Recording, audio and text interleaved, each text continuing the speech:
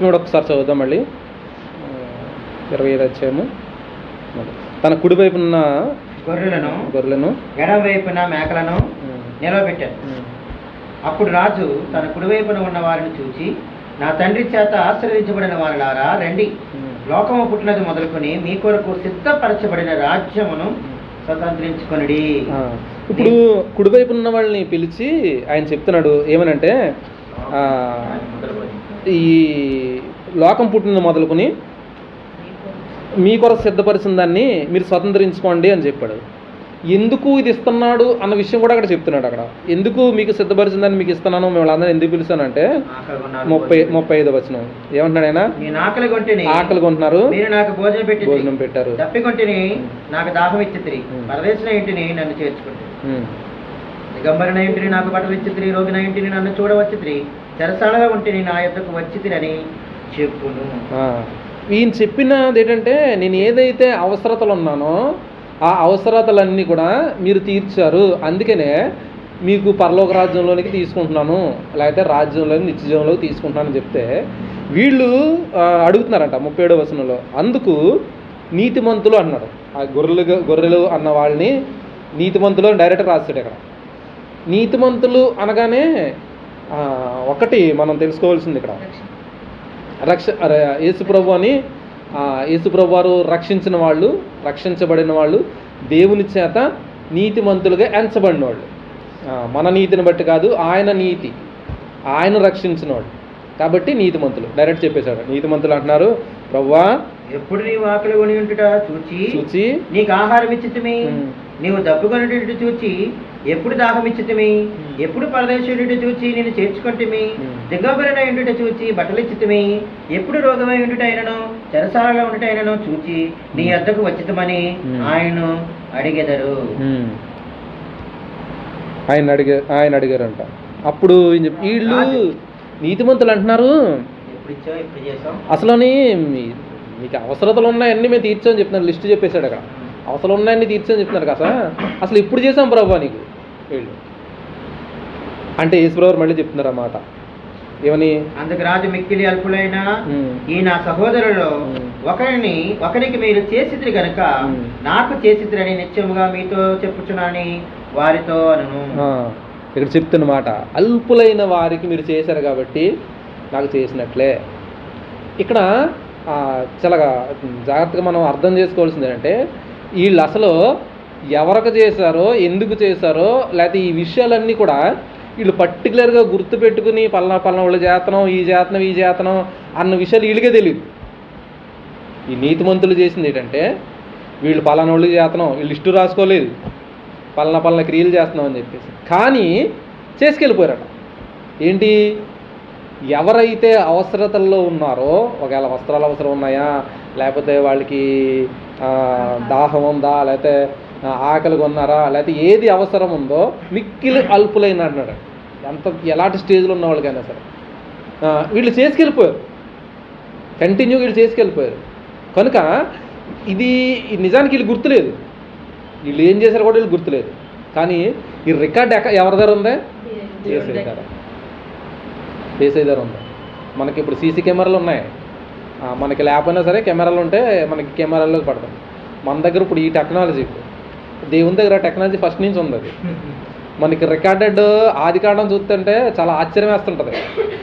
మోషే వచ్చినప్పుడు రాయించాడు ఆదికాండం, అప్పటికి ఇన్ని వేల సంవత్సరాలు అయిపోయావు. ఆదాం పుట్టిన దగ్గర నుంచి మోషే వరకు చాలా సంవత్సరాలు అయిపోయాయి.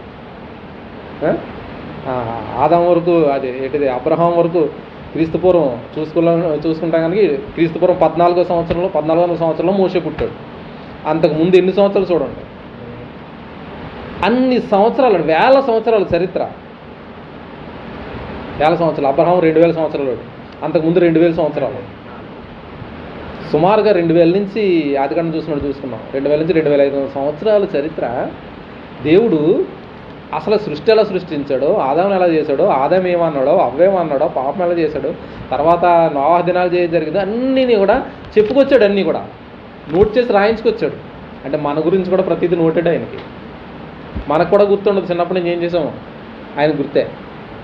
అది ఈ రికార్డ్ చెప్పేది ఏంటంటే, వీళ్ళు చేసింది వీళ్ళకే గుర్తులేదు, కానీ దేవుడి దగ్గర రికార్డు ఉంది. ఈ విషయాన్ని ఇక్కడ తెలియపరుస్తూ చెప్తున్నాడంట. వీళ్ళు ఆశ్చర్యపడి అడుగుతున్నారంట, మేమేం చేసాం అసలు, మేము ఎప్పుడు చేసాం అంటుంటే. అంటే రక్షించబడిన వ్యక్తులు క్రియలు చేస్తారు. వీళ్ళు దేన్ని బట్టి అంటే దేవుడు రక్షించాడు కనుక ఆ క్రియలు చేస్తారు. ఇంకా కొంతమంది ఉన్నారు ఇక్కడ. ఈ రెండు వివరణ మళ్ళీ ఇంకా వివరణలోకి వెళ్దాం. ఇంకా మిగతా వాళ్ళు ఉన్నారు. వాళ్ళు ఏమంటారంటే మేకలు కింద వచనాల్లో కూడా ఉన్నారు. సేమ్ ఇదే విషయాలు అక్కడ మేకలు ఉన్న వారి గురించి కూడా చెప్తున్నాడు. అక్కడ చూడండి 40వ వచనం నుంచి కింద వచనాల్లో. అప్పుడు ఆయన ఎడమవైపున ఉండువారిని చూచి, శపింపబడిన వారులారా, నన్ను విడిచి అపవాదికిని వాని దూతలకును సిద్ధపరచబడిన నిత్యాగ్నిలోకి పోవుడి. ఇప్పుడు నిత్యాగ్ని ఎవరికి సిద్ధపాటు చేశాడు ఈయన? ఇది కూడా చాలా ప్రాముఖ్యమైనది.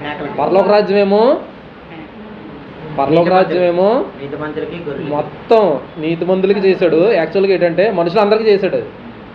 కానీ అందులో ఎవరైతే దేవుని రక్షణకి స్వీకరిస్తున్నారో వాళ్ళందరూ వచ్చేస్తున్నారు. ఇప్పుడు నిత్యాగ్ని ఎవరికి చేశారంటే ఇక్కడ చూడండి, అపవాదికిని వాని దూతలకును సిద్ధపరిచిన నిత్యాగ్నిలోనికి దేవుని విశ్వసించిన వాళ్ళందరూ కూడా వెళ్ళిపోతున్నారండి.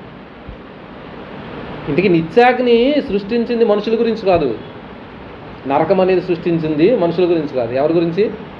అపవాదికి వాడి దూతలకి. అదే పడిపోయిన దూతలు ఉన్నారు కదా, లూసిఫర్కి పడిపోయిన, తనతో పాటు కొన్ని వేల దూతలు, కోట్ల దూతలు అవ్వచ్చు, అక్కడి నుంచి పడిపోయారు. తీసుకొచ్చేసింది ఈ శాతాన్ని కూడా వచ్చేసారు. తన పర్రగా ఉన్న వాళ్ళందరూ కూడా పడగొట్టేశాడు దేవుడు, లాక్కొచ్చేసింది మొత్తం వాళ్ళందరికీ. ఇప్పుడు ఈ నిత్యాగ్నిలోకి ఎవరు వెళ్ళిపోతున్నారు? ఎవరైతే రక్షించబడలేదో వాళ్ళు వెళ్ళిపోతున్నారు అనమాట. రక్షించబడకపోవడానికి వీళ్ళకి కారణం ఏంటి? ఇక్కడ చూడండి తర్వాత ఏముంది. ఇక్కడ అదే చెప్తుండే, నేను ఆకలి కొన్నాను, మీరు భోజనం పెట్టలేదు, దప్పుకొన్నాను, దాహం ఇవ్వలేదు, పరదేశం విన్నాను, నన్ను చేర్చుకోలేదు, దిగమ్మన్నాను, వస్త్రం ఇవ్వలేదు. వీళ్ళు కూడా ఇది చెప్తున్నాడు. ఈ లిస్ట్ మీరు ఎందుకు నిత్యాగ్నికి వెళ్ళిపోతున్నారంటే ఈ లిస్ట్ చెప్తున్నాడు. లిస్ట్ చెప్పి వీళ్ళు కూడా అదే మాట అడుగుతున్నారు. అదేంటి ప్రభా, అసలు నువ్వు ఎప్పుడు వచ్చావు మా దగ్గరికి ఎప్పుడు వచ్చావు? మేమెప్పుడు మిమ్మల్ని రిజెక్ట్ చేసాం? అసలు యేసుప్రభువు అదే మాట చెప్తున్నాడు.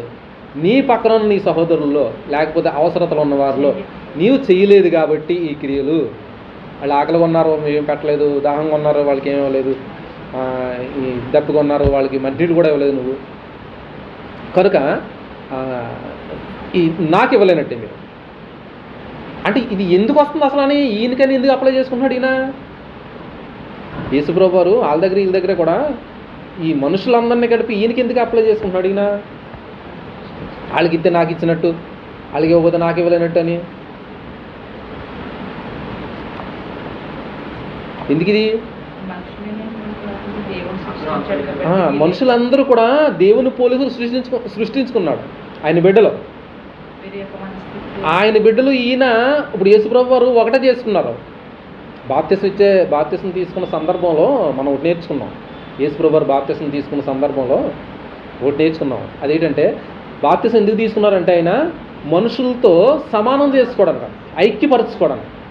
ఇప్పుడు ఆయన మనం ఒకటే అంటున్నాడు. ఈయన ఇది చూడండి, ఇంకెక్కడ ఉండదు ప్రపంచంలో ఇలాగా మనుషులతో దేవుడు ఐక్యపరిచేసుకోవడం. ఇప్పుడు ఆయన మనం ఒకటే. ఈ రక్షణ పొందిన వాళ్ళకి అయితే ఇంకా ఈ విషయం బాగా డెప్త్గా అర్థం అవడానికి ఇప్పుడు ఆయన శరీరాన్ని, రక్తాన్ని మనకి ఇచ్చేశాడు. అది మనం తీసేసుకుంటున్నాం. ఇప్పుడు ఆయన శరీరం మనలోకి వెళ్ళిపోతుంది. మనం తినడం ద్వారా, తాగడం ద్వారా ఆయన శరీరం మనలోకి వెళ్ళిపోతుంది. అంటే ఇప్పుడు ఆయన ఎక్కడ ఉన్నాడో మనలో కలిసిపోతుంది. అంతేకాదు జనరల్గా ఫిజికల్గా అది. ఇంకోటి ఏంటంటే పరిశుద్ధాత్మ దేవుడే మనకి ఇచ్చేసాడు, మన హృదయంలో పెట్టేశాడు. ఇప్పుడు ఆయన ఎక్కడ ఉన్నాడు? మనలోకి వచ్చేసాడు. ఇప్పుడు ఇది చెప్తాడు ఆయన, కలిపేసుకుంటున్నాడు ఆయన మనుషులతో. ఇది చాలా మర్మం. ఇది మనుషులతో కల్పించుకోవడం ఏంటో మరి దేవుణ్ణి. అసలు దేవుడు ఎక్కడ, మనం ఎక్కడ? అసలు మన స్థితి ఏంటి, దేవుడి స్థితి ఏంటి? ఏసైలన్న గొప్పతనం ఇది. మనం చాలా సందర్భాల్లో చాలా చిన్నచూపు చూసుకుంటాం. ఇది మనకున్న పరిస్థితులను బట్టి కూడా చిన్నచూపు చూసుకుంటాం. కానీ ఇది చూస్తుంటే ఇది హయ్యర్ పొజిషన్ అనమాట చెప్పాలంటే. మనకి అన్నిటికన్నా ఉన్నతమైన స్థితి. ఒక 100 కోట్లు ఆస్తి ఉండేదానికంటే యేసుక్రీస్తుని కలిగి ఉండడం ఉన్నతమైన స్థితి.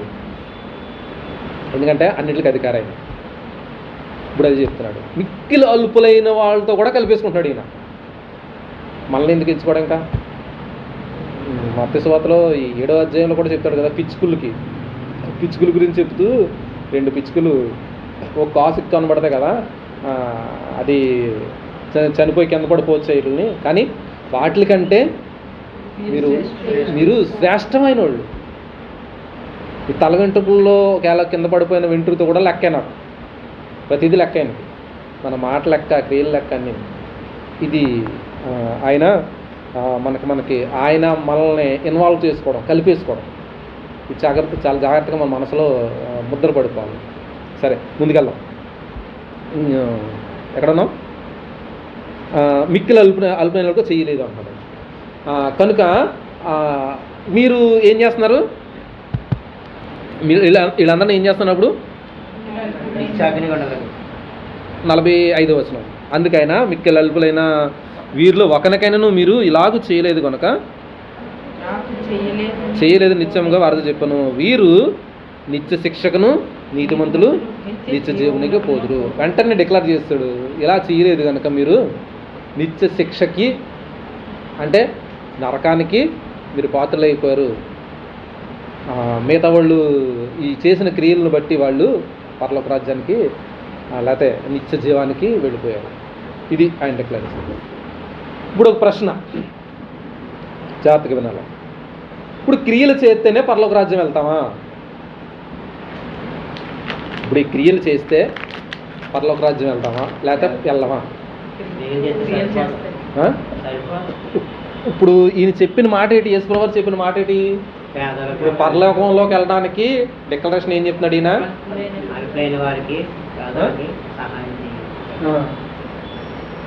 ఇప్పుడు ఇది చెప్పేశారు కదా. ఇప్పుడు ఇన్ని క్రియలు చేసిన వాళ్ళందరినీ ఏమో పరలోక రాజ్యం తీసుకెళ్ళిపోయారు అంటున్నారు, పరలోక రాజ్యం ఇచ్చాను అంటున్నారు. ఇది క్రియలు లేని వాళ్ళకేమో నిత్యాగ్నికి వెళ్ళిపోయారు. అంతేనా మరి? అంటే ఇప్పుడు అందరూ చాలామంది క్రియలు చేస్తున్నారు కదా, చాలామంది క్రియలు చేస్తున్నారు. క్రియలు చేస్తలేదా? మన క్రియలు చేస్తున్నావా? లేని వాళ్ళకి ఇస్తున్నాం, లేకపోతే ఆహారం లేని వాళ్ళకి లేకపోతే ఇస్తున్నాం. అలాగే చాలామంది హైందూ సహోదరులను చేస్తుంటారు, చాలామంది ముస్లిం సహోదరులను చేస్తుంటారు, చాలామంది అన్ని జాతుల్లోనే చేస్తుంటారు, చాలా తెగల్లోని మతాల్లోని వీళ్ళు కూడా చేస్తుంటారు. మరి అందరికీ క్రియలు చేస్తున్నారు కదా. మరి వీళ్ళందరూ ఏం చేయాలి? ఇప్పుడు వాళ్ళందరినీ ఏం చేయాలి దేవుడు? ఇప్పుడు ఎందులో చేర్చుకోవాలి? చేర్చుకోవాలా? అంతేనా? దేన్ని బట్టి మరి పరలోక రాజ్యం?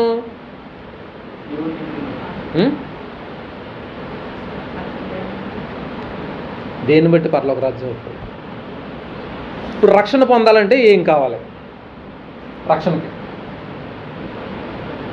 యేసుప్రభువు వారు చెప్పిన ఈ ఉపమానాలు చాలా జాగ్రత్తగా అర్థం చేసుకోవాలి. రక్షణకి ఏం కావాలి?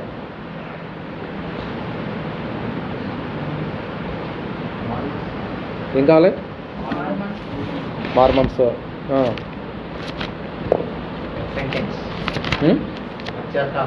పశ్చాత్తాపం.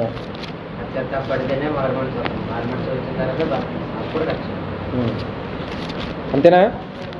మరి ఇక్కడేం చెప్తున్నాడు ఈయన? ఉపమానంలో మనకేం కనబడుతుంది? మంచి పనులు చేస్తే పరలోకం, లేకపోతే నరకం. ఇక్కడ చూడండి, ఎఫెసీ పత్రిక 2వ అధ్యాయం, ఎఫెసీ పత్రిక 2వ అధ్యాయం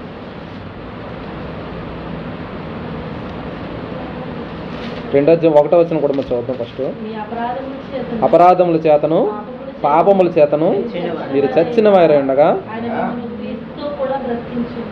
క్రీస్తుతో కూడా బ్రతికించను. తర్వాత 6వ వచనంకి వచ్చేద్దాం, 5వ వచనం పోతాం, 4, 5 వచనం.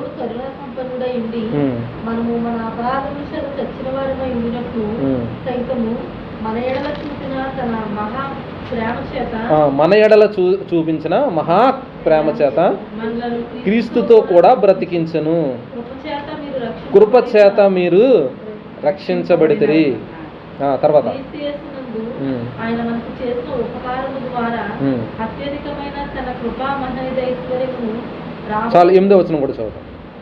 మీరు విశ్వాసము ద్వారా మీరు విశ్వాసము ద్వారా కృపచేతనే రక్షించబడి ఉన్నారు, ఇది మీ వలన కలిగినది కాదు. రోమాపత్రికలో పౌలు గారు చెప్తున్న మాట ఏంటంటే ఇది మీ క్రియల వలన కలిగింది కాదు. రక్షణ అనేది ఎక్కడి నుంచి వచ్చింది? క్రియల వలన కలిగింది కాదు. మరి ఎక్కడి నుంచి వచ్చింది? దేవుడు మనల్ని ప్రేమించి మన మీద కృప చూపించడం వల్ల రక్షణ ఇచ్చాడు. మనం ఇది ఫిక్స్డ్, ఇందులో డౌట్ ఏమీ లేదు. ఇంకా రక్షణ అనేది దేవుడు మనల్ని ప్రేమించి ఆయన కృప చూపించడం ద్వారా ఉచితముగా మనల్ని నీతిమంతులుగా తీర్చాడు అని చెబుతూ ఏం చెప్తాడైనా 8వ వచనంలోని మీరు విశ్వాసం ద్వారా కృపచేతనే రక్షించబడి ఉన్నారు, ఇది మీ వలన కలిగినది కాదు, దేవుని కృపావరమే. అది 9వ వచనం, అది క్రియల వలన కలిగినది కాదు కనుక ఎవడును అతిశయింప వీల్లేదు. ఇక డైరెక్ట్గా చెప్తున్నాడు, ఇది క్రియల వలన కలిగింది కాదు, ఇది క్రియల వలన కలిగింది కాదు. అంటే పరలోక రాజ్యంలోనికి ఒక వ్యక్తి వెళ్ళాలి అంటే యేసుక్రీస్తు ప్రభువారు కృప ద్వారా తప్ప ఇంకొక మార్గం లేదు. ఆయన చెప్తున్నాడు కదా, నేనే మార్గము సత్యము పరలోక రాజ్యంలోకి వెళ్ళాలంటే ఆయన ద్వారానే. ఇప్పుడు ఏం చేస్తున్నాడు ఆయన? పాపాల చేత ఈ ఎఫెసీ పత్రిక చూసిన విధానంలో ఇంకా పత్రికలన్నీ చెప్తున్న విషయాలు యేసు ప్రభువారు కూడా డిక్లేర్ చేసింది. ఆయన ద్వారానే విశ్వసించిన వాళ్ళు మాత్రమే రక్షణ పొందుతారు. ఎలాగా? ఆయన కృప ద్వారా నీతిమంతులు. ఇప్పుడు నీతిమంతులుగా తీర్చబడ్డం అనేది ఎలా జరిగిందంటే, ఎలా జరిగింది? క్రీస్తు ప్రభువారి ద్వారా, కృప ద్వారా. ఇప్పుడు కృప ద్వారా ఎలా చేశాడు? మన పాపాలన్నీ కూడా ఆయన సిలువ మీద వేసుకుని సిలువ రక్తంలో కడిగేసి మనల్ని నీతిమంతులు చేశాడు. ఇప్పుడు రక్షణ అనేది ఎక్కడి నుంచి వస్తుంది? ఆయన ద్వారానే, అంటే క్రీస్తు ప్రభువారు. ఇప్పుడు క్రియలకి రక్షణకి సంబంధం ఏమైనా ఉందా? క్రియలకి రక్షణకి సంబంధం ఉందా? ఉందా లేదా? కరెక్ట్ డిక్లేర్ చేసి చెప్పారు. క్రియలకి విశ్వాసానికి రక్షణకి సంబంధం లేదు. ఉందా? లేదా? లేదా?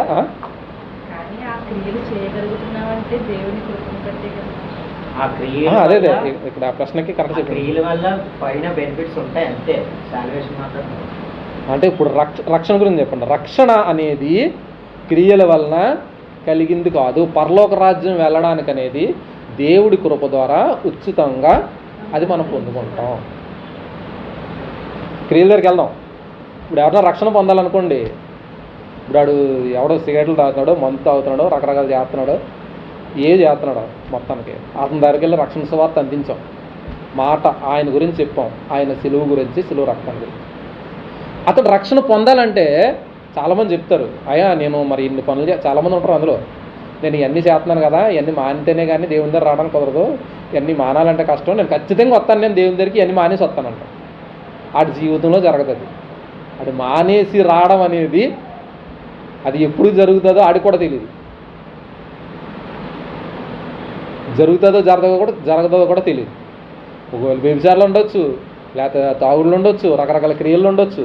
వాళ్ళు పాపాలు వదిలేసి వచ్చి పరలోక రాజ్యంలో చేరదారంటే అది చాలా కష్టమైన పని, జరగదు. అంటే క్రియల ద్వారా దేవుని దగ్గరికి రావడం అనేది కష్టం. ఆ వ్యక్తి అంగీకరించిన వెంటనే చేయవలసిందంటే, అయ్యా నేను పాపిని, ఇప్పటివరకు నేను ఇదే చేశాను, నేను పాపిని, నన్ను క్షమించండి అని యేసయ్యని వేడుకుంటే వెంటనే అతనికి క్షమిస్తాడు. ఫస్ట్ ఈ చేయవలసిందేంటి? ముందు సువార్త వెళ్తుంది. సువార్త వెళ్ళిన ఆ వ్యక్తి పశ్చాత్తాపడాలి.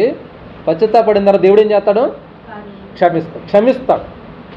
క్షమించిన తర్వాత దేవుడు చూపించే కృప ఏంటంటే, ఈ క్షమాపణలో దేవుడు ప్రేమించి నీతిమంతుడిగా తీరుస్తాడు. అప్పుడు నీతిమంతుడిగా తీర్చిదిద్దబడిన వ్యక్తిని రక్షించబడిన వ్యక్తి అంట అనమాట. ఎక్కడికి వచ్చాడు ఇతను? రక్షణలోనికి వచ్చాడు. ఇప్పుడు ఎవరు చేశారు నీతిమంతుడిగా? యేసయ్య చేశాడు. ఈ నీతిమంతుడిగా రక్షించబడిన వ్యక్తి ఇప్పుడు యేసుక్రీస్తు ప్రభువారు ఏ క్రియలు చేస్తున్నారో, ఎలా చేస్తున్నారో అవి చేయడానికే ప్రయత్నం చేస్తుంటాడు, అలాగే చేస్తుంటాడు. వ్యక్తి యొక్క లక్షణం అది. ఎందుకు మారుతుంది అతని హృదయం అంటే పశ్చాత్తాపడ్డాడు కాబట్టి యేసుక్రీస్తు ప్రభువారు హృదయం ఆత్మ ఆయనలోకి ఇస్తున్నాడు. అప్పుడు ఈ వ్యక్తి రక్షణలోనికి వచ్చి దేవుణ్ణి విశ్వసించి దేవుణ్ణి ప్రేమిస్తున్నాడు కాబట్టి దేవుని గురించిన కార్యాలు చేసుకొస్తాడు. అంటే ఇప్పుడు రక్షించబడడానికి ఇతనికి ముఖ్య కారణం ఏంటి? దేవుని మీద విశ్వాసం ఉంచడంత. ఇతను చేయవలసింది ఏమైనా ఉందంటే విశ్వాసం. అది కూడా దేవుడిచ్చిందే. విశ్వాసం దేవుని మీద వచ్చింది. వినుటి వలన విశ్వాసం కలుగుతుంది. విశ్వాసమున కర్త దేవుడే. అంటే రక్షణ పొందడానికి విశ్వాసం, దేవుని కృప ఉంటే చాలు. వ్యక్తి చేయవలసింది ఏంటంటే ఆయన నమ్మడం అంతే. నమ్మితే చాలు, రక్షణ వచ్చాడు. ఎక్కడి వరకు వెళ్ళిపోతాడు? పరలోక రాజ్యంలోనికి ఎంటర్ అయిపోవడానికి ముఖ్య కారణం నమ్మకం తెలిపోతాడు, విశ్వాసం మూలంగా. క్రియలు అక్కర్లా, ఒక్క క్రియ కూడా అక్కర్లేదు రక్షించబడ్డానికి. ఏది అక్కర్లేదు అసలు. నువ్వు ఏ స్థితిలో ఉండు ఆ స్థితిలో దేవుని మాట విని పశ్చాత్తాపడి దేవుడు రావడం. మరి క్రియలు ఎందుకు? అది రెండో ప్రశ్న. క్రియలు ఎందుకు అంటే రివార్డ్స్ గురించి అని కాదు. యాకోబు పత్రిక అంతా కూడా దీని గురించి రాస్తాడు. మీరు క్రియలు లేని విశ్వాసం మృతం అంటాడు అంతే. అన్ను రక్షించబడ్డావు అంటే దానికి సూచన ఏంటంటే క్రియలు వస్తాయి. అంటే నేను రక్షించబడ్డానంటే నేను మంచి క్రియ చేస్తాను. అర్థమవుతుందా? పౌలు గారు చెప్పిందేమో రక్షణ పొందడానికి ఈ మాట. రక్షణ పొందాలంటే పరలోక రాజ్యం వెళ్ళాలంటే ఏం చేయాలి? ఆ ముందే మనం చెప్పుకున్నాం, పరలోక రాజ్యం వెళ్ళడానికి క్రియలు అవసరం లేదు. ఇంకో విషయం ఏంటంటే పరలోక రాజ్యం వెళ్ళడానికి ఏ క్రియ మనం చేయక్కర్లేదు, ఓన్లీ నమ్మకం ఉంచితే చాలు. కానీ రక్షించబడిన తర్వాత మాత్రం ఖచ్చితంగా క్రియలు చేస్తాడు. ఎందుకు చేస్తాడంటే పరలోక రాజ్యం వెళ్ళడానికి కాదు సుమా. ఎందుకు చేస్తాడంటే ఆల్రెడీ ఇతను పరలోకంలో ఉన్నాడు కనుక. ఆల్రెడీ నేను రక్షించబడిపోయాను కనుక నేను పరలోక రాజ్యంలో ఉన్నాను. ఇక్కడున్నా నేను పరలోక రాజ్య వారసున్నే నేను. మీరైనా అదే. ఇప్పుడు నేను క్రియలు ఎందుకు చేస్తానంటే రక్షించబడిన వ్యక్తి నేను పరలోక రాజుగారు ఏది చెప్పారో చేస్తాను అంతే. నేను నా రాజు ఏది చెప్తున్నాడో, నా అధికారి ఏది చెప్తున్నాడో ఆయన అలాంటి క్రియలు చేస్తున్నాడు కనుక ఏంటి అలాంటి క్రియలు? ఆయన ఏమంటున్నాడంటే నేను పవిత్రుడు కనుక మీరు కూడా పవిత్రంగా ఉన్నానంట. నేను కనికరం గలవాడిని, మీరు కూడా కనికరంగా ఉండండి. నేనేమో శుద్ధ హృదయం గలవాడిని, మీరు కూడా శుద్ధ హృదయం కలిగి ఉండండి. నేను కూడా బేదల పట్ల నేను కనికరం కలిగి ఉంటున్నాను, మీరు కలిగి ఉండండి. మన ఆహారం కావాల్సిన వాళ్ళకి యేసు ప్రభువు ఏం చేస్తాడు? ఆయన చెడు ఆహారం మనకి ఎక్కడి నుంచి వస్తున్నాయి ఇప్పుడు? ఆహారాలు, వస్త్రాలు ఇవన్నీ దేవుడిచ్చిందే. ఇచ్చినవన్నీ కూడా దేవుడి దగ్గర నుంచే రావడం అన్నీ కూడా. ఇప్పుడు దేవుని గుణ లక్షణాలు రక్షించబడిన వ్యక్తి కలిగి ఉంటాడు కనుక క్రియలు చేస్తారన్నమాట. ఆ క్రియలు చేస్తే ఏం జరుగుతుంది అన్న విషయాన్ని ఏమో యాకోబు గారు చెప్పుకొస్తారన్నమాట. ఇప్పుడు క్రియలు అవసరమా కాదా? అవసరమే. అది చూసారా ఎంత లింక్ వచ్చిందో. అంటే విశ్వాసం రక్షించబడ్డానికి స్టార్టింగ్లో ఎంటర్ అవ్వడానికి క్రియలు అక్కర్లా. నీ లోపల ఎంటర్ అవ్వడానికి, పరలోకంలో రావడానికి క్రియలు అక్కర్లా. నువ్వు వన్స్ వచ్చేసావు, పరలోక రాజ్యంలో ఉన్నావు, ఇప్పుడు క్రియలు కావాలి. అబ్రహాం దగ్గరికి వచ్చాడు అంతే. అబ్రహాం దగ్గర ఏమన్నాడు? అసలు అబ్రహాంని ఎలా తీసుకున్నాడు? క్రియలను చూసి తీసుకున్నాడా? మంచోడని తీసుకున్నాడా? గొప్పవాడని తీసుకున్నాడా? ఏంటంటే నీతిమంతుడిగానే తీర్చబడ్డాడు. అబ్రహాము దేవుని నమ్మెను, అది అతనికి నీతంట ఎంచబడింది. ఇక్కడ కూడా నీతిమంతుడు ఎంత చూసారు అక్కడ బైబిల్ అక్కడ చాలా జాగ్రత్తగా ఆలోచించాలి. నీతిమంతుడుగా ఎంచబడ్డాడు దేవుని చేత. నువ్వు నీతిమంతుడు అనేసాడు అంతే. ఎందుకన్నాడు? నన్ను నమ్మవు కనుక నువ్వు నీతిమంతుడు. అది డిక్లేర్ చేస్తాడు. ఇంకా ఇప్పుడు అబ్రహాము నీతిమంతుడో కాదా ఇప్పుడు మనం తెలుసుకోవాలనుకోండి. అతను నీతిమంతుడే కాదా తెలుసుకోవాలనుకోండి, మనకు కూడా స్కేల్ ఇస్తాడు. ఇప్పుడు అతను నీతిమంతుడే కాదా కావాలంటే ఇప్పుడు దేవుడిని ఎంత ప్రేమిస్తున్నాడో, ఎంత నమ్మకం ఉంచుతున్నాడో దేవుడు తెలుసు. మనకు తెలియాలంటే ఆయన చేసిన క్రియలు చూడాలి. ఆయన చేసిన క్రియల్లో పరాకాష్ఠ ఏంటంటే కొడుకుని తెచ్చేసి నాకు ఇచ్చే బాబు, బలి ఇచ్చే బాబు అన్నాడు. ఎలాంటిదో పరిస్థితి చూడండి. ఒక్కగాను కొడుకు 100 సంవత్సరం పుట్టాడు, 75 సంవత్సరం నువ్వు బయటికి రా అక్కడి నుంచి ఏంటది విగ్రహారాధనలోంచి ఆ దేశం నుంచి, విగ్రహారం దేశం నుంచి బయటికి రాని తీసుకొచ్చి అక్కడిని తీసుకొచ్చాడు. కల్దీల దేశం నుంచి హారాన్ని తీసుకొచ్చాడు, హారాన్ నుంచి కనాన్ తీసుకొచ్చాడు. 70 సంవత్సరాలు అయిపోయి, 75 సంవత్సరం వచ్చాడు, 20 సంవత్సరాలు అయిపోయి అప్పుడో పిల్లలు లేరు. 20 సంవత్సరాలు లేక మొత్తానికి పిల్లడు పుట్టాడు. అటు పెద్దోడు అయ్యాడు. పెద్దోడు అయిన తర్వాత ఆరుబుద్ధిగా పెంచుకుంటున్నాడు, ప్రాణంగా పెంచుకున్నాడు, వాగ్దాన పుత్రుడు. అలాంటి వాడిని తీసుకొచ్చి ఇప్పుడు ఎలా ఉంటుంది చూడండి. వృద్ధాప్యంలో పుట్టిన కొడుకు, ప్రాణంతో ప్రాణంగా పెంచుకుంటున్న కొడుకుని అలాంటి వాడిని తీసుకొచ్చేసి దాన్ని నాకు తీసుకొచ్చి బలి అర్పించాడు. మళ్ళీ వస్తాడా?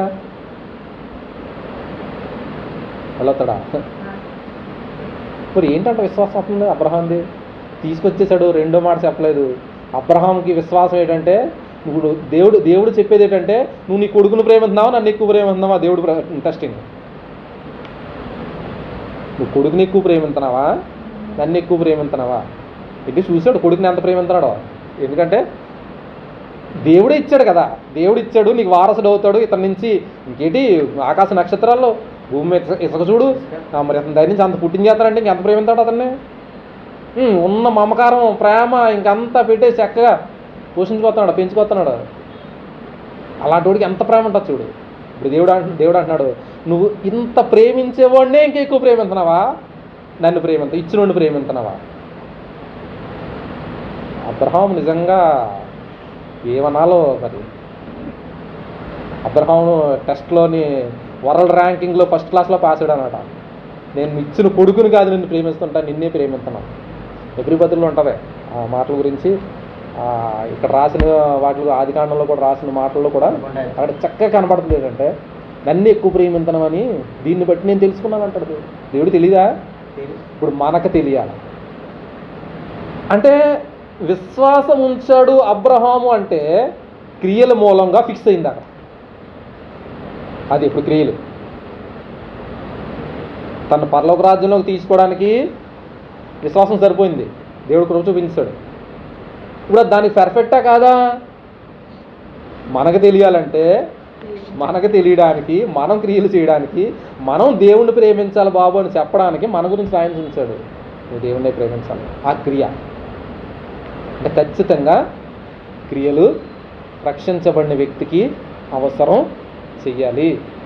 ఇప్పుడు మనలో చర్చిలో చేసినవి అవ్వచ్చు, ఇతర వ్యక్తులు చేసినవి అవ్వచ్చు, పేద వ్యక్తులు చేసిన అవ్వచ్చు, కుష్ఠరోగులు చేసినవి అవ్వచ్చు, స్వార్థ పరిచర్లు అవ్వచ్చు. ఇవన్నీ కూడా పరలోక రాజ్యంలో చేరడానికి చేయడం కాదు. ఆల్రెడీ మన పరలోక రాజ్య వారసులము కనుక దేవుని గుణ లక్షణాలు మనం పునికి పుచ్చుకుని దేవుని కృప ద్వారా ఆ క్రియలు ఇతర వ్యక్తులకి చేస్తానమాట. అదే అంటున్నారు ఇక్కడ నీతిమంతులు. అయ్యో ప్రభువా ఎప్పుడు చేసాం ఇవన్నీ?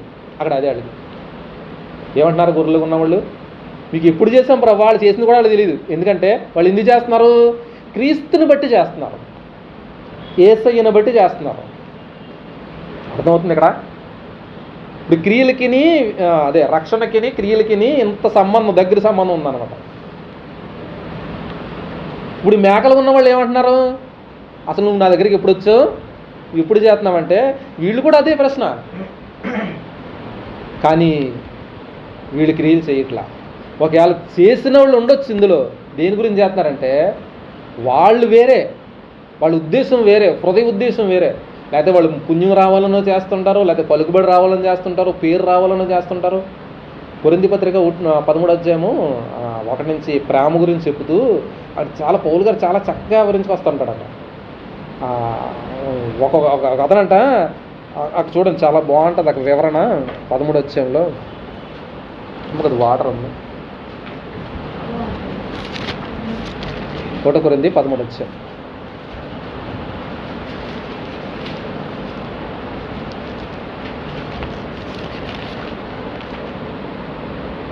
మనుషుల భాషలతోనూ దేవదూతల భాషలతోనూ 1 కొరింథీ 13వ అధ్యాయము 1 నుంచి మాట్లాడినను ప్రేమ లేని వాడిని అయితే ఇక్కడ ఏమంటుంటే ఇక్కడ ప్రేమ కీ పాయింట్. ప్రేమ లేని వాడు మోగిడి కంచులాడు. ప్రవచనమును ప్రవచించుచు గట్టిగా చదువు. మీరు కృపావరము కలిగి మర్మములన్నీయు జ్ఞానమంతయు ఎరిగిన వాడినై కొండలను పెగిలించగల పరిపూర్ణ సరే, 3వ వచనం. బీదల పోషణ కొరకు నా ఆస్తి అంతయు ఇచ్చినను, కాల్చబడుటకు నా శరీరము అప్పగించినను, ప్రేమ లేని వాడిని అయితే నాకు ప్రయోజనం ఏమి? ఒక్కసారి ఆలోచించండి. 3వ వచనం ఒక్కసారి జాగ్రత్తగా ఆలోచించండి.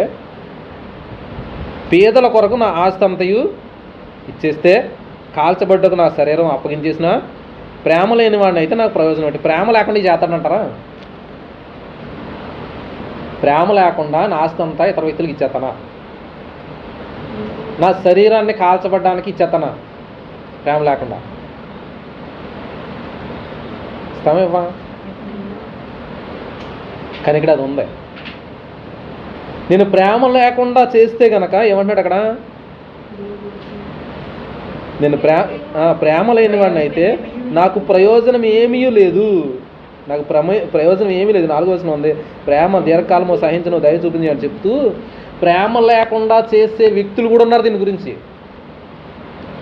గొప్ప గురించి చేయొచ్చు, డబ్బులు, అన్నదానాలు వాళ్ళు గొప్ప గురించి చేయొచ్చు, వస్త్రాలు ఇవ్వడం వాళ్ళు పరపతి గురించి చేయొచ్చు, లేకపోతే నాకు లాభం కలుగుతుందని చేయొచ్చు, నాకు పుణ్యం వస్తుందని చేయొచ్చు. ప్రేమతో కాదు చేసేది వీళ్ళకి, వాళ్ళకి లాభం కావాలని. క్రీస్తుని బట్టి చేసేది కాదు. క్రీస్తుని బట్టి చేసే దాని గురించి, చెయ్యని దాన్ని బట్టి రెండింటి గురించి చెప్తుండే. అక్కడ రెండు ఉన్నాయి. అక్కడ ప్రేమ లేకుండా చేస్తే శరీరాన్ని కాల్చుకునే వాళ్ళు కూడా ఉన్నారు. చాలామంది ఉన్నారు. కొంతమంది రకరకాల క్రియలు చేస్తుంటారు చూడండి. సోలాలు దించేసుకుంటారు, వీపులు కొరడాలతోని కొట్టేసుకుంటారు, రక్తసిక్తం అయిపోతుంటుంది బాడీ అంతానే. మరి దేంతో చేస్తారు వాళ్ళు? ప్రేమ కలిగా ప్రేమతో చేస్తారా? మాట్లాడరేటి? ప్రేమ ఉండే ఎవరితో? ప్రేమతోని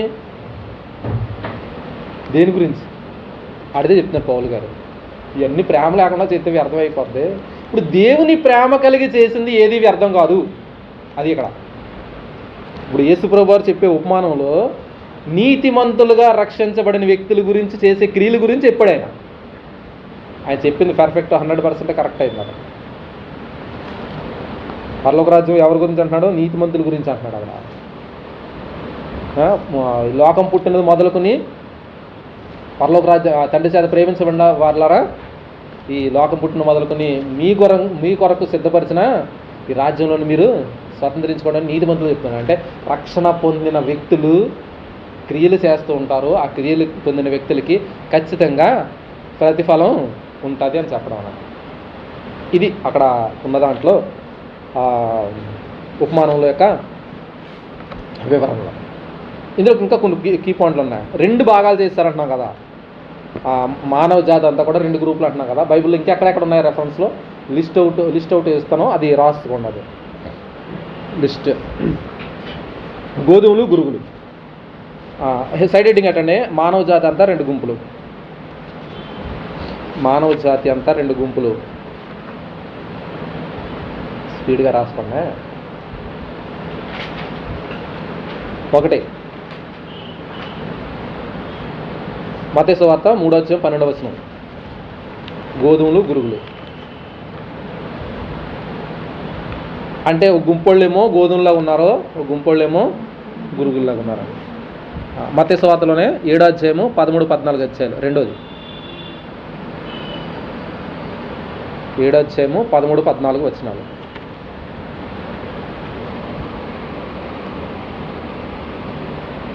అక్కడేమో ఇరుకు మార్గం, విశాల మార్గం. ఇక్కడ 2 గుంపులు. ఏంటొకటి? ఇరుకు మార్గంలో ప్రవేశించి వెళ్ళేవారు, విశాల అంటే ఇష్టానుసారమైన మార్గంలో వెళ్ళేవారు. ఇరుకు మార్గం అనేది అంటే రిస్ట్రిక్షన్తో కూడింది, ఆజ్ఞలతో కూడింది, నిబంధనలతో కూడింది, జాగ్రత్తగా నడిచేది. ఇది మార్గం అన్నమాట. 2 మార్గాలు. అది 2. తర్వాత మత్తయి సువార్త 13:30 మూడోది. 13:30 ఇక్కడ కూడా గోధుమలు, గురుగులు. గోధుమలు, గురుగులు.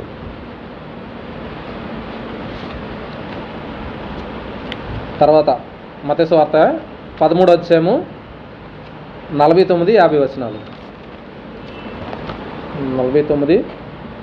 49-50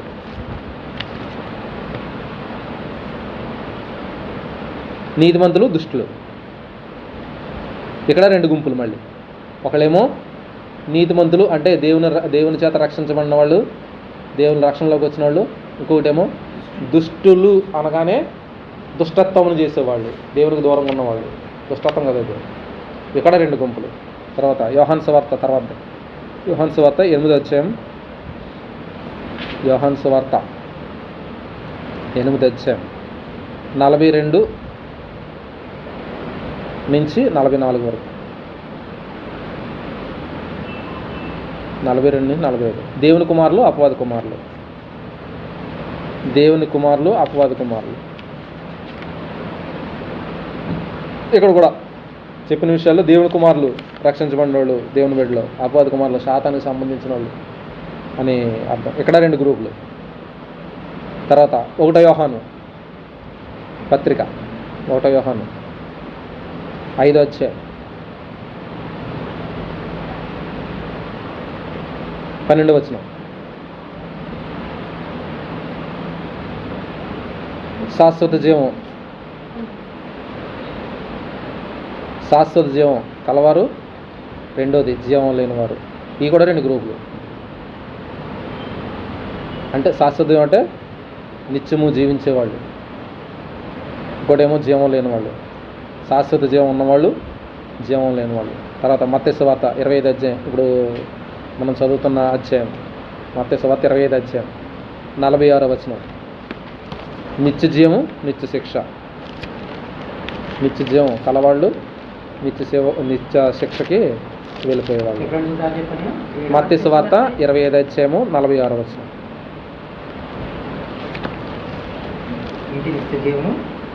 నిత్య శిక్ష. ఇవన్నీ కూడా 2 గ్రూపులుగా కనబడుతున్నాయి మనకు అన్నీని. ఒకటేంటి గోధుమలు గురుగులు, ఇరుకు మార్గం విశాల మార్గం. తర్వాత నీతిమంతులు దుష్టులు, దేవుని కుమారులు అపవాది కుమారులు, లేకపోతే శాశ్వత జీవం, లేకపోతే జీవం లేని వాళ్ళు, నిత్య జీవం, అయితే నిత్య శిక్ష. వీళ్ళందరూ కూడా 2 మార్గాలు. ఒకటి దేవుని మార్గం, ఒకటేమో దుష్ట మార్గం. మొత్తం ఇక్కడ చెప్పిన ఉపమానంలో కూడా 2గా తీర్పు తీర్చబడిన. ఒకటి గొర్రెలు, ఒకటేమో మేకలు. ఒకటేమో నీతిమంతులు, రెండోదేమో అనీతిమంతులు. ఇక్కడ ఎందులోని ఉంటాము లేదా ఎందులోని ఉండాలి అన్న విషయాలు మనం ఎవరికైనా చెప్పినా లేకపోతే వివరించి చెప్పిన దాంట్లోని, మనం నేర్చుకున్న దాంట్లోని ఈ భాగాలు చాలా గుర్తుపెట్టుకుని ఎందులో ఉండాలి అన్న విషయాలు. క్రియలు చేసినందుకు మాత్రం సరిపోద్దా అంటే, ఎవరు క్రియలు చేస్తారంటే మన గొప్పల గురించి కాదు క్రియలు చేసేది. క్రీస్తు ప్రభువారు సెంటర్ పాయింట్గా చేసుకుని ఆయన గురించి చేస్తున్నాం. ఆయన మనలో ఉన్నాడు కాబట్టి, మనం పరలోక రాజ్యం ఆల్రెడీ వారసులం కాబట్టి, రక్షించబడ్డాం కాబట్టి దాని గురించి మనం క్రియలు చేస్తున్నాం అన్న విషయాన్ని మనం చెప్తాను.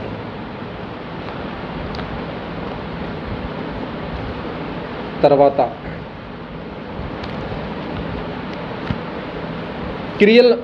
క్రియలను బట్టి తీర్పు. క్రియలను బట్టి తీర్పు.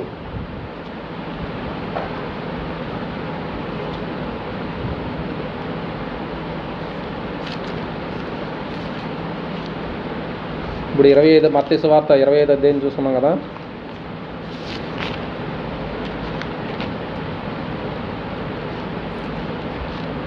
మత్తయి సువార్త 25 అధ్యాయం 40వ వచనం నుంచి మీరు రెఫరెన్స్ చూసారు కదా, ఎన్ని రాసుకోవచ్చు అక్కడ కాదు ఎక్కడ ఉన్నాయి. తర్వాత మత్తయి సువార్త 16వ అధ్యాయం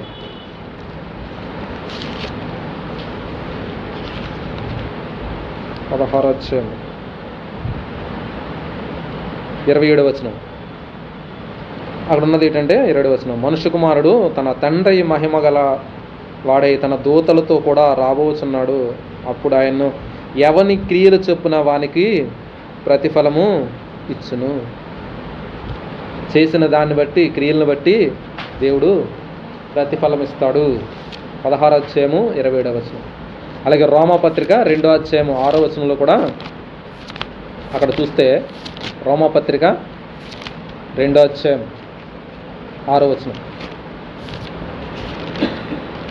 అక్కడ కూడా క్రియలను బట్టి తీర్పు అన్న విషయం కూడా అక్కడ కూడా మనకు కనబడుతుంది. ఆయన ప్రతి వానికి వాని క్రియలు చొప్పున ప్రతిఫలమిచ్చును. సత్క్రియలు ఓపికగా చేయుచు మహిమను ఘనతను అక్షయతను వెదుకు వారికి నిత్య జీవము ఇచ్చును. దేవుడు నిత్య జీవాన్ని ఇస్తాడు అన్న విషయాల గురించి క్రియలను బట్టి తీర్పు. తర్వాతే యాకోబు పత్రిక 2:17. యాకోబు పత్రిక 2:17. క్రియలు లేని విశ్వాసం మూర్ఖత్వము. క్రియలు లేకుండా నేను విశ్వాసిని అని చెప్పుకున్నందు మాత్రాన ఆ విశ్వాసం ఇంతకీ సజీవంగా ఉందో మృతమైపోయిందో లేదా చచ్చిపోయిందో ఎవరికి తెలియని స్థితిలో ఉంటుంది అన్న విషయాన్ని ఇక్కడ తెలియపరుస్తున్నమాట. 2:17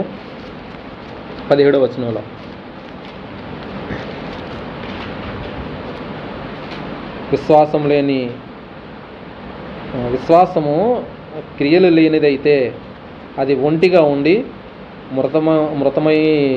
మృతము అయినదగును అన్న విషయం ఇక్కడ మనం చూస్తుంటాం. అంటే ఇక్కడ తీర్పు విషయంలో మనం చూసేది ఏంటంటే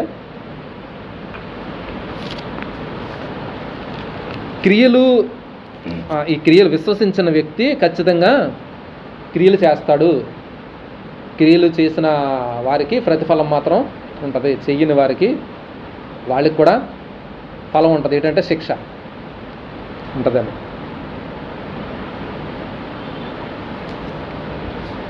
అంటే కింద రాసుకోండి ఫుట్నోట్స్లోని కింద రాదు. అంటే క్రియలు కలిగిన విశ్వాసం జీవించే విశ్వాసం. క్రియలు కలిగించే విశ్వాసం జీవించే విశ్వాసం.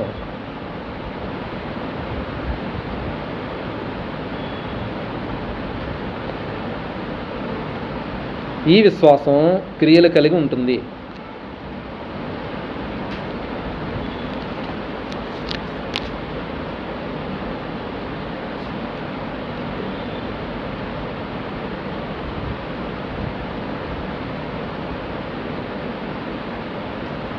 తర్వాత యాకోబు పత్రిక 2:22.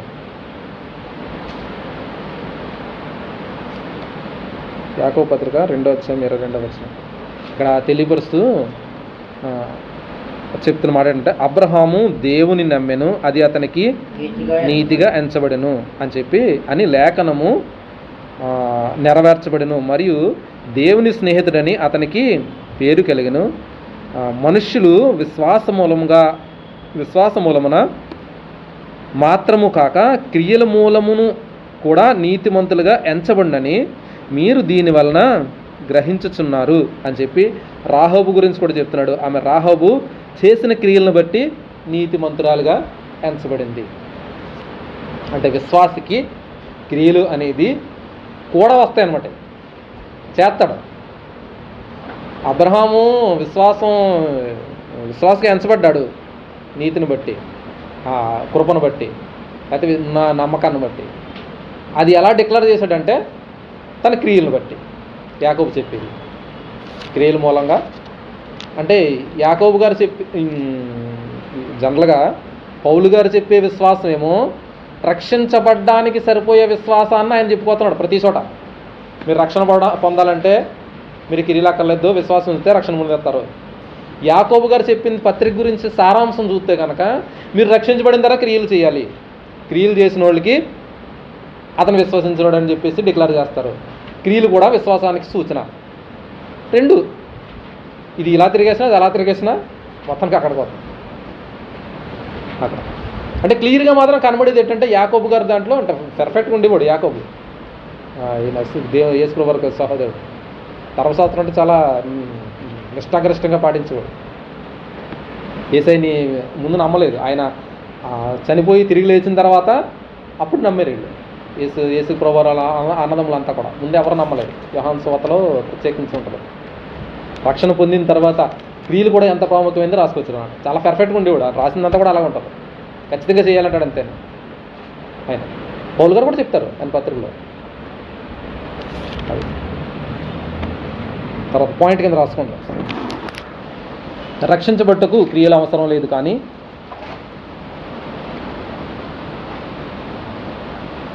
రక్షించబట్టకు క్రియలు అవసరము కాదు. రక్షించబడుటకు క్రియలు అవసరం కాదు, విశ్వాసమే ప్రాముఖ్యం అనేది మర్చిపోతారని చెప్పేసి పాయింట్లో చెప్తున్నాను. రక్షించబడుటకు క్రియలు అవసరం లేదు. అవసరం కాదు, లేదు కదా, కాదు, అవసరం కాదు. విశ్వాసమే ప్రాముఖ్యం. రక్షించబడిన తర్వాత అందులోనే కలిపేసి రాసుకోవాలి. రక్షించబడిన తరువాత క్రియలు అవసరం. రక్షించబడిన తర్వాత క్రియలు అవసరం. ఆ క్రియలు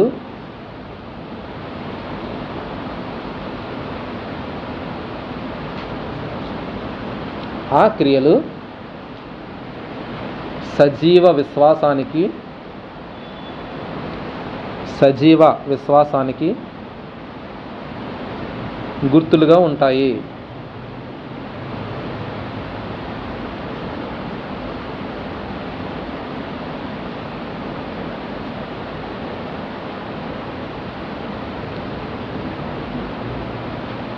రోమపత్రిక 3:28,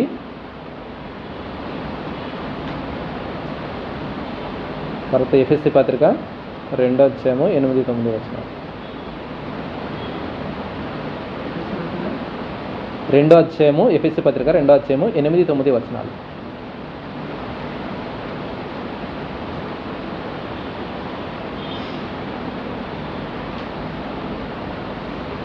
తర్వాత పాయింట్ కింద రాసుకోండి.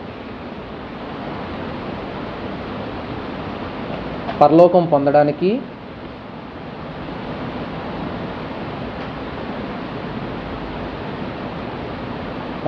పొందడానికి పుణ్యం రావడానికి, పుణ్యం లేకపోతే ఫలాల లేకపోతే పుణ్యం రావడానికి క్రియలు మనము చేయము.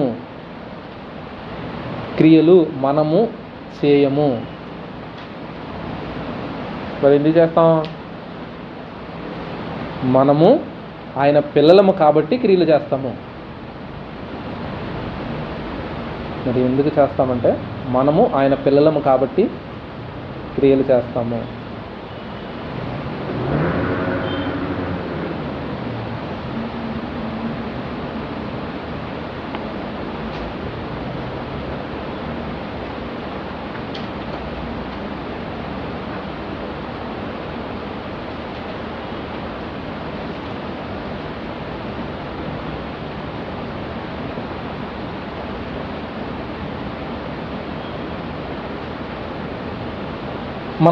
తర్వాత పాయింట్, మన సజీవ విశ్వాసం యొక్క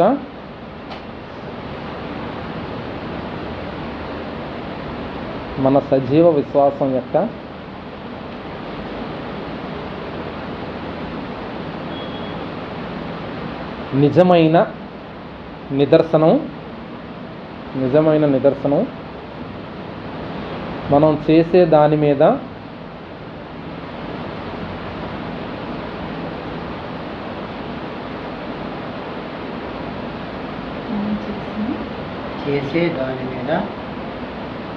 మన సజీవ విశ్వాసం యొక్క నిజమైన నిదర్శనం మనం చేసే దాని మీద ఎక్కువ కాదు కానీ మనం ఎందుకు చేస్తున్నామో దానిపై ఆధారపడుతుంది. మనం ఎందుకు చేస్తున్నామో దాని మీద ఆధారపడుతుంది.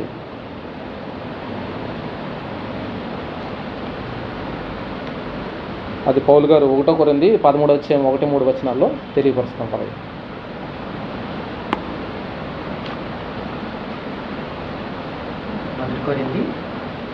1 కొరింథీ 13:1-3 వచనాల్లో ఆ విషయాన్నే పౌలు గారు తెలియపరుస్తున్నారు.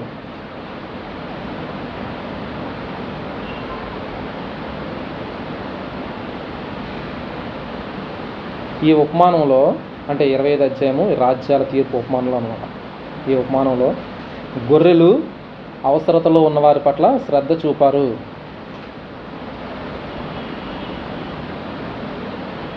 అంటే గొర్రెలు అంటే బ్రాకెట్లో నీతిమంతులు అవసరతలో ఉన్నవారి పట్ల శ్రద్ధ చూపారు. ఇంకొకటి ఏంటి, మేకలు, అనీతిమంతులు, వాళ్ళు శ్రద్ధ చూపలేదు.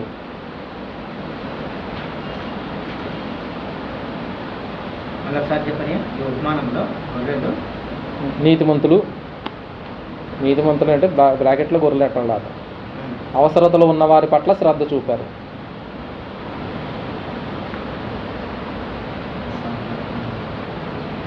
మేకలుగా చెప్పబడేవారు శ్రద్ధ చూపలేదు.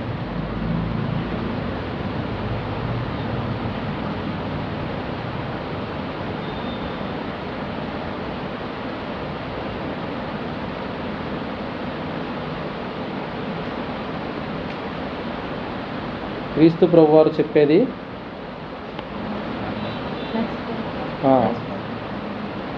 క్రీస్తు ప్రభువారు చెప్పేది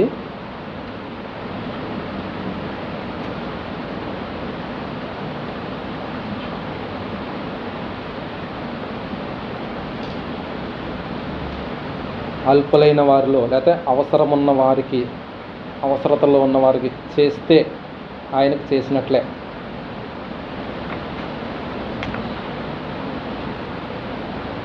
వారికి చేస్తే ఆయనకు చేసినట్లే అని.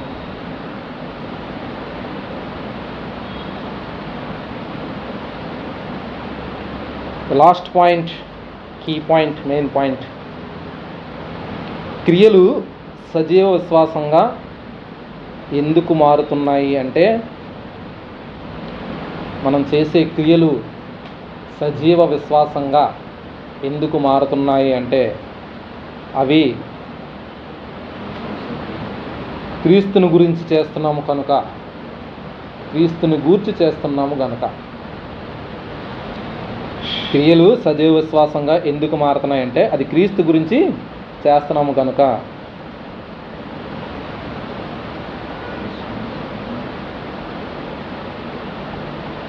వాటికి అపారమైన విలువ, అంటే చాలా విలువ ఉంటుంది.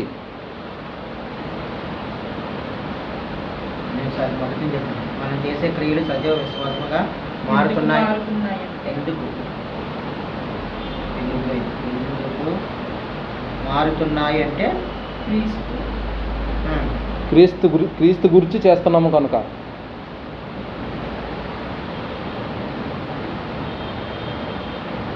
వాటికి అపారమైన విలువ ఉంటుంది.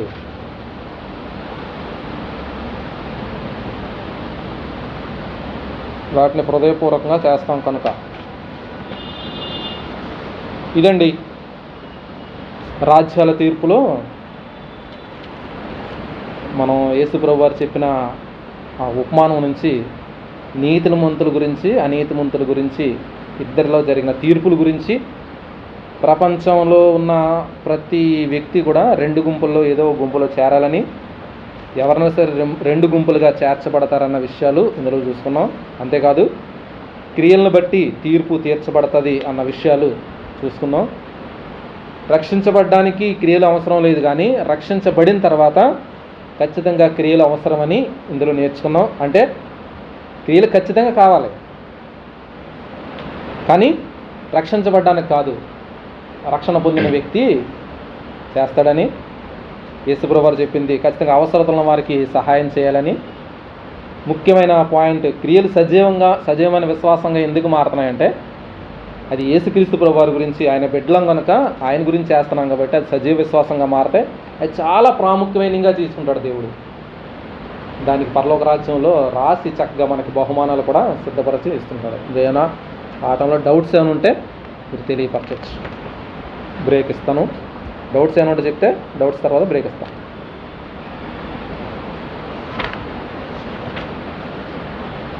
చెప్పచ్చు.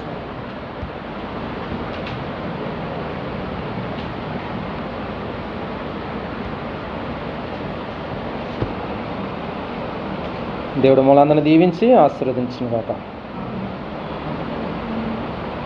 No doubts.